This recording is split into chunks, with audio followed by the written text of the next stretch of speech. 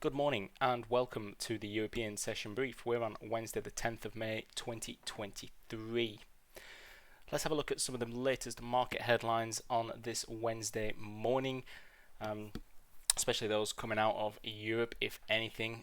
One of them being Italy and China relations, because yesterday Italy has signalled to the US that it intends to pull out of a controversial investment pact with China before the end of the year. Italian Prime Minister Meloni reassured US House Speaker Kevin McCarthy during a meeting in Rome last week that while a final decision hasn't been taken, her government is favouring an exit from its role in China's massive Belt and Road Initiative. Italy signed on to the infrastructure initiative in 2019 when Giuseppe Conte was premier, becoming the only G7 country to become part of the deal. Participation will automatically renew in 2024 unless Rome actively exits the agreement. ECB must do more to bring inflation back to the 2% target, even as it waits to see the full effect of the action it's taken to date. That's according to board member Schnabel. Hopefully I've pronounced that correctly. Smaller interest rate increases are appropriate following the 375 basis points of hikes enacted since last summer, she said yesterday. Quarter point steps will still allow borrowing costs to reach sufficiently restrictive levels. The particular comments were inflation, especially core inflation, remains far too high.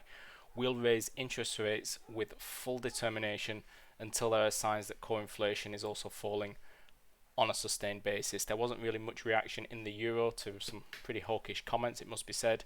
In fact, flow was more into the out of the euro yesterday, and we came into that big support level that I'd been mentioning inside this brief yesterday at 1.094, and we found a really nice bounce off that particular level, in fact, so some really nice technical levels playing out there. In the UK companies are increasingly relying on short-term workers amid hiring freezes and economic uncertainty. Permanent staff hiring declined at the sharpest pace in over 2 years last month. At the same time, companies registered the quickest jump in billings from temporary staff since September. Job vacancies are still increasing, but growth is losing steam. Businesses across the UK have pressed pause on hiring to cope with rising costs and a subdued economic outlook. Let's have a look at European markets as we head into the open. We've got equities, which are just about edging higher.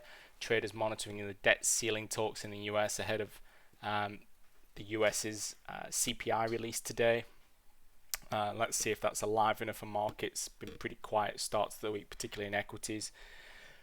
Data out of the eurozone today includes inflation data from Germany, and I'm just checking here what that came through as.